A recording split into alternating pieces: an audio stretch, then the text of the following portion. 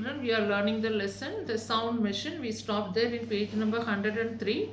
Here, Klausner was explaining to the doctor about his mission, what it is going to do. That means it will convert the vibration which are not audible to us to audible vibration. So he was showing the machine. And how would you mean that it isn't complicated? Say, I wish to listen to the squeak of a bat. That's a fairly high pitched sound, about 30,000 vibrations a second. So he is explaining to him it is a complicated machine which I have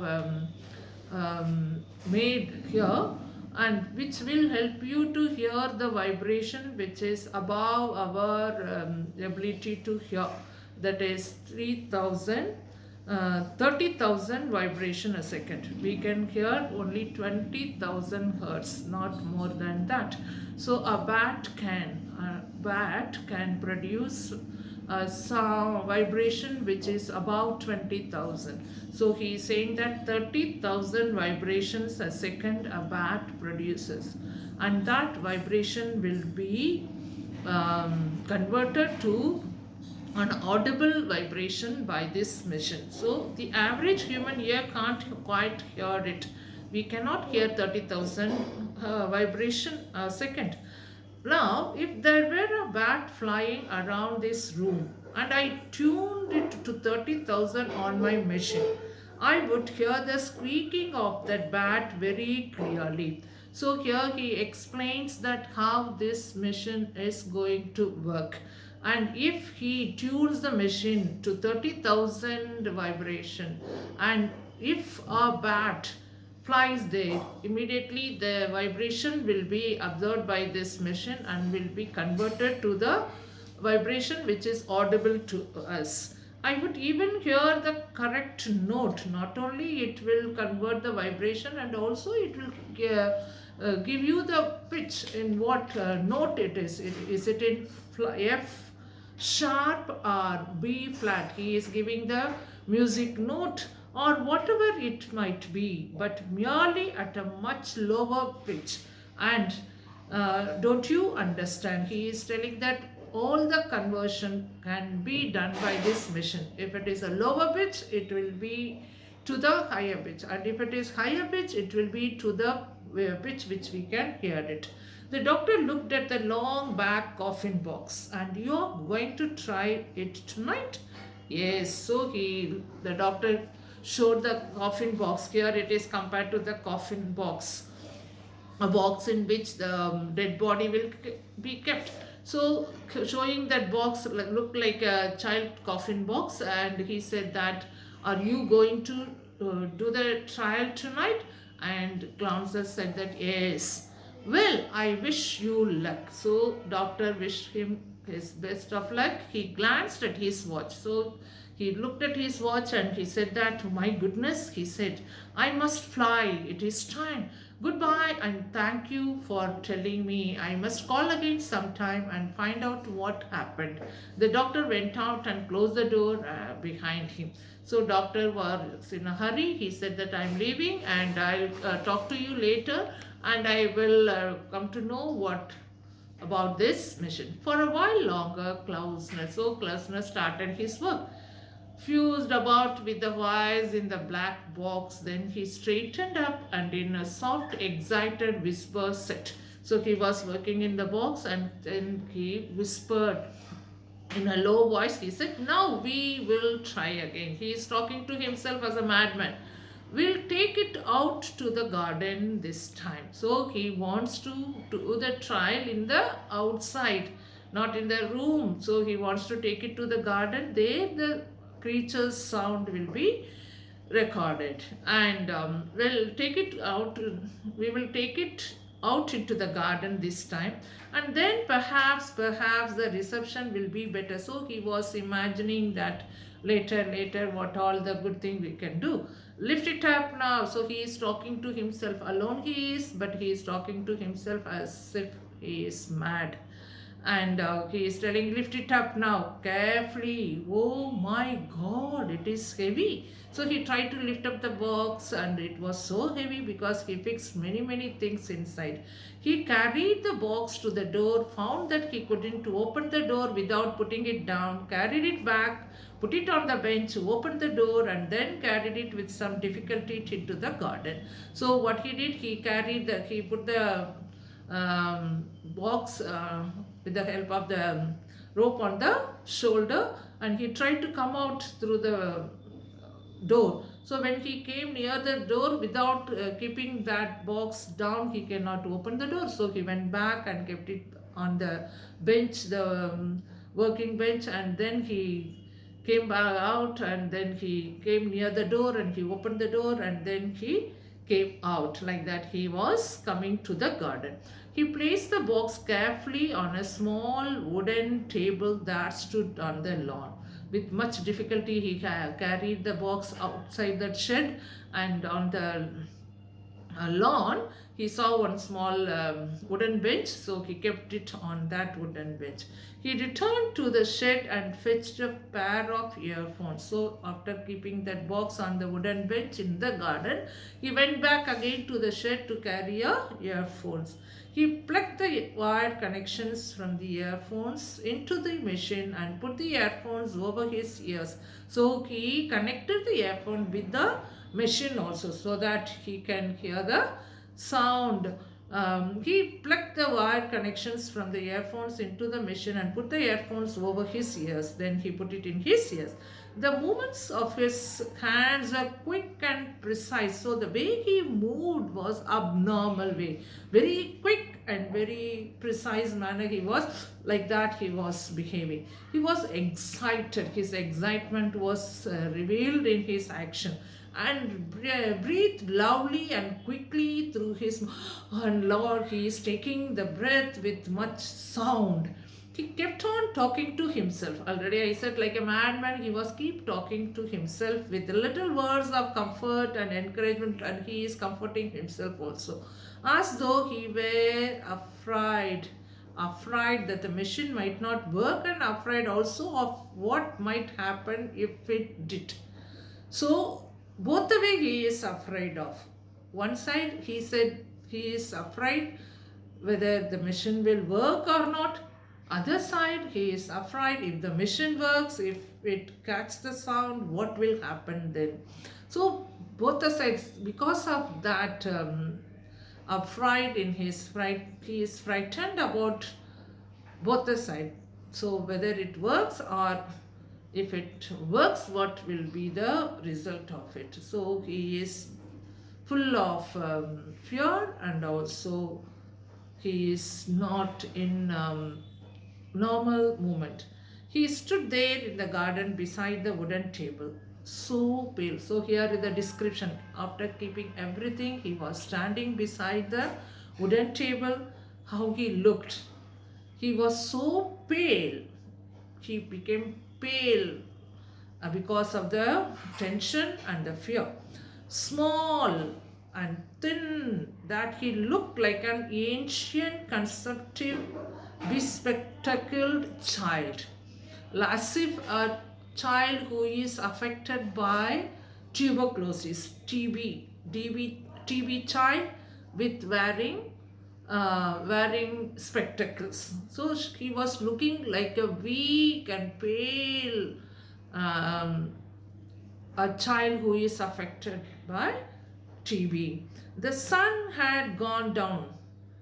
There was no wind, no sound at all.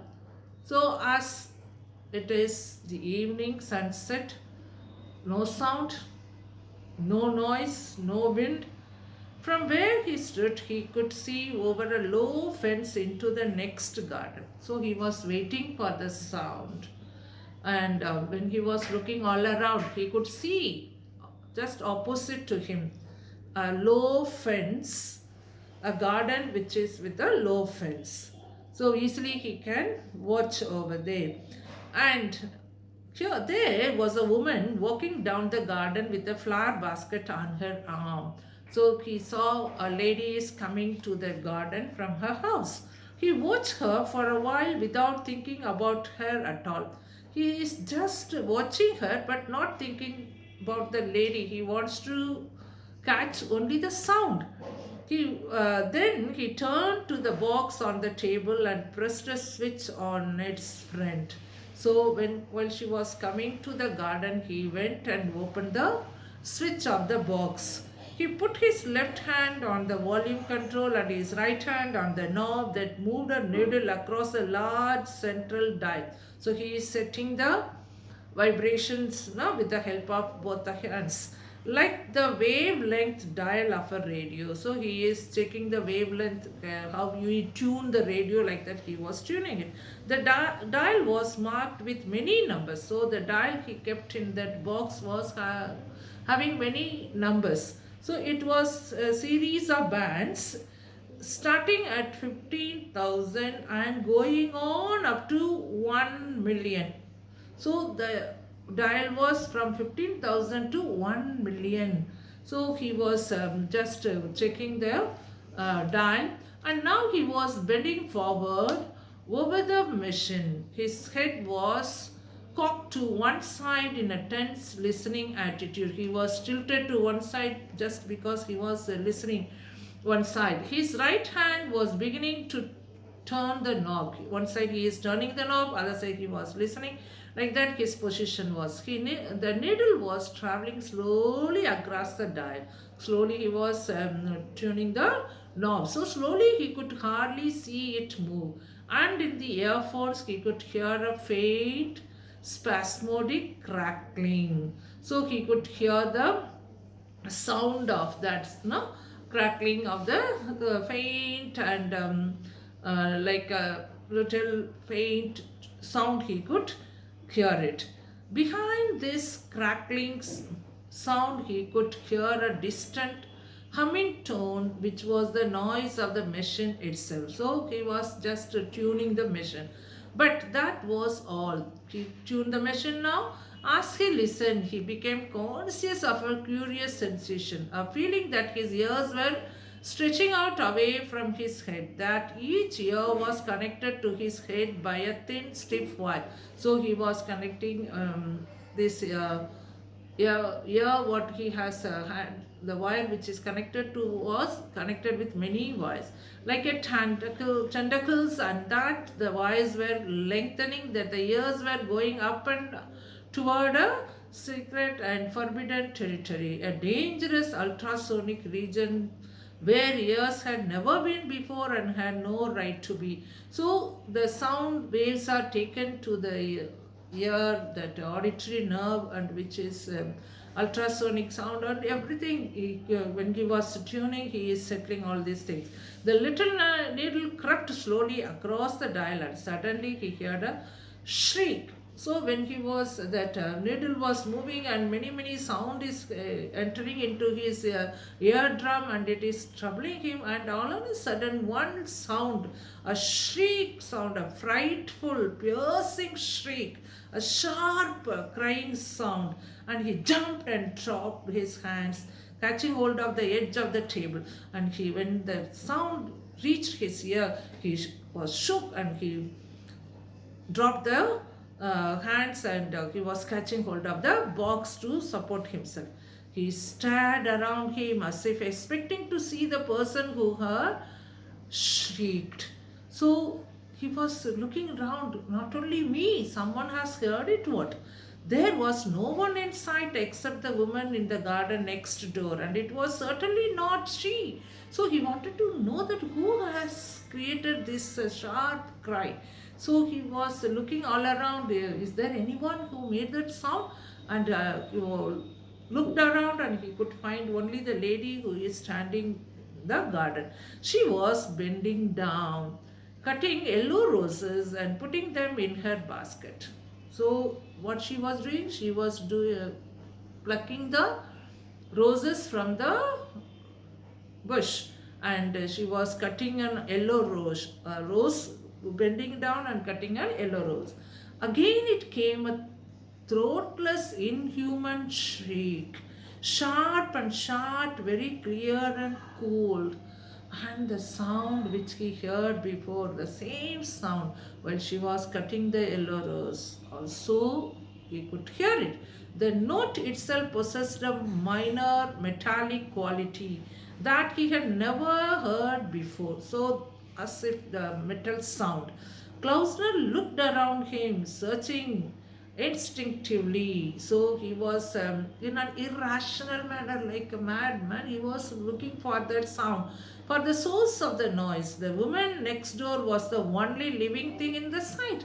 So he was looking around. Is there any other thing is there to create this noise? Any living thing who is shouting? But no one is there except that lady. He saw her reach down, take a rose stem in the fingers of one hand, and snip the stem with a pair of scissors. Again he heard the scream. Whenever she was cutting the rose branch, there he could hear the same sound. It came at the exact moment when the rose stem was cut. And when she was just putting the scissors and cutting it, that he could hear the same sound. At this point, the woman straightened up, put the scissors in the basket with the roses, and turned to walk away. So, after cutting the roses, she collected the roses and put it in the basket, and she wanted to go to her house. And she was turning towards her house, walking on the walk path. Mrs. Saunders, Klausner shouted, his voice shrill with excitement. Oh, Mrs. Saunders! So she didn't notice him and she was just walking, and he shouted and calling her. Her name is Mrs. Saunders. Mrs. Saunders! And he with a shriek voice and sharp sound he called her. And looking round, the women saw her neighbor standing on his lawn, a fantastic arm waving little person with a pair of earphones on his head, calling to her in a voice so high and loud that she became alarmed. The sound he produced, and looking at her, and she turned and saw that man standing there. Cut another one, please cut another one quickly. She was pleading that lady, Mrs. Saunders, ma'am, please cut one more rose and another, quickly do it. He was holding that machine. She stood still, staring at him. Why, Mr. Krauser? She said. What is the matter? And she was surprised to hear his shout and request also. Why he is asking me to pluck another rose? And she is asking him, please do as I ask, he said. Cut just one more rose. So he is pleading her to do the same. Mrs. Saunders had always believed her neighbor to be a rather peculiar person. Now it seemed that he had gone completely crazy. So she knew very well that this man is not a normal man, and now he has become completely mad. The activities of him proved that he turned to mad. She wondered whether she should run into the house and fetch her husband. So while she heard the sound of that person and the request, and she wanted to protect herself, for the protection she wanted to shout and call her husband, but then she thought that no, she thought, no, he is harmless. Then she thought he is not a harmful person. He is mad, but he never harm others. I'll just humor him, I'll make fun of him. Certainly, Mr. Klausner, if you like, she said. So she, with a ridiculous way, she said that, okay, I will do it. She took her scissors from the basket, bent down, and snipped another rose. So she cut the another rose. Again, Klausner heard that frightful throatless shriek in the earphones. Again, it came at the exact moment the rose stem was cut. So while she was cutting the other rose, the same sound he could hear. He took off the earphones and ran to the fence that separated the two gardens. So he removed the earphones from the connection of the machine, and he ran to her, and it is next to her, next to his garden, so nearby garden. All right, he said, that is enough, no more, please, no more, please don't cut more of roses. The women stood there, a yellow rose in one hand, clippers in the other, looking at him. So she is holding an yellow rose, and with a pathetic condition. And what is this man? Oh, he is mad of something, and she is holding and waiting. I am going to tell you something, Mrs. Saunders, he said. So he came near Mrs. Saunders and wanted to explain to her what he has heard. Something that you won't believe. I'm going to tell you something what I have found that you won't believe. I know you won't believe. He put his hands on top of the fence and peered at her intently through his thick, like that he was looking through the thick spectacles. You have this evening cut a basket full of roses. You have with a sharp pair of scissors cut through the stems of living things. And each rose that you cut screamed in the most terrible way. Did you know that, Mrs. Saunders? So he was explaining to her, do you know? Did you know that you harmed the roses? Where you cut a basket full of roses, and when you cut the roses, it shrieked. You harmed it. And no, she said, I certainly didn't know that. So he said, no, no, I didn't do. I know, I don't know. I didn't know. Certainly, surely I didn't know about all these things. It happens to be true. He said, so no, it happens to be true. It may be. He was breathing rather rapidly, but he was trying to control his excitement. He was so excited as if he has found a great thing. I heard them shrieking each time you cut one. So he was explaining to her, you cut many roses, each rose, when you were cutting each rose, it created a sound. I heard the cry of pain. It's not a normal sound, it was a painful sound produced by the rose. A very high pitched sound, approximately 132,000 vibrations a second. So 132,000 vibration a second, he said. You couldn't possibly have heard it yourself, but I heard it. You must have not heard it because it is not audible to you, but I heard it. Did you really, Mr. Klausner? She was wondering and surprised to hear his explanation, and she was questioning him with surprise. She decided she would make a dash for the house in about 5 seconds. After hearing all these kind of words, and she wanted to get away from that place in a few seconds to reach her house to keep her safe. You might say, he went on, that a rose bush has no nervous system to feel. So he started explaining in a scientific way. So he was keep explaining, and you must say that you might say that there is no nervous system to produce sound. There is no throat to cry with. You would be right. Yes, you would be right. It hasn't, not like ours anyway. So he is keep explaining. So the roses are not having the nervous system like us. But how do you know, Mrs. Saunders? You cannot know, Mrs. Saunders. And here he leaned for over the fence and spoke in a fierce whisper. On his own he is talking. How do you know that a rose bush doesn't feel as much as pain when someone cuts it some stem into as you would feel if someone cut your wrist off with the garden shears? How do you know that? It's alive, isn't it?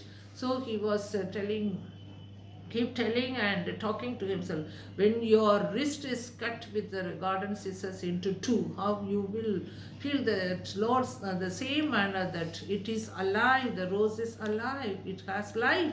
So it also, yes, Mr. Klausner, oh yes, and good night. Quickly she turned and ran up the garden to her house. So she was standing as far, and she ran to the house. Oh yes, yes, yes, good night. She stopped his explanation and went into her house. Klausner went back to the table. So he is coming back to his table.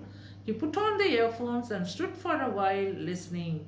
He could still hear the faint crackling sound and the humming noise of the machine, but nothing more. He could hear the same sound. He bent down and took hold of a small white daisy. So he wanted to check it again. So he went down and he plucked a daisy flower on the lawn, growing on the lawn. He took it between thumb and forefinger, and like that he uh, hold it and slowly pulled it upward and sideways until the stem broke. So he plucked it from the plant. From the moment that he started pulling it to the moment when the stem broke, so till from the moment he was shaking the daisy flower from the stem and till he uh, pluck it out from that, he heard the distinctly heard in the earphones, he could hear the sound, a faint high pitched cry, curiously inanimate, so he could hear the sound of it. He took another daisy and did it again, so he was again and again checking it. Once more he heard the cry, but he wasn't so sure now that it expressed pain. No, it wasn't pain, it was surprise. Or was it? It didn't really express any of the feelings or emotional known to a human being. It was just a cry. So the plant cried, a neutral stony cry, a single emotional note expressing nothing, no expression, but there is a cry. It had been the same with the roses. He had been wrong in calling it to cry of pain. A flower probably didn't feel pain, so he felt that the flower may not have the pain. So it was only the stony, simple, emotionless sound. It felt something else which we didn't know about, something called or sprawl or it is like a plinkment or anything you like. So like a sharp and metallic sound. Sound is there when you plug the flower. He stood up and removed the earphones. It was getting dark and he could see pricks of light shining in the windows of the houses all around him. So it was evening time. He reached there. Now it has become dark and in all the houses there the light he could see. Carefully he picked up the black box from the table, carried it into the shed and put it on the workbench. So he replaced it from where he has taken. Then he went out, locked the door behind him, and walked up to the house. So that day, work he did, and he kept the box inside the workplace and that workbench and went to his house. So we'll continue the rest of the story in the next class.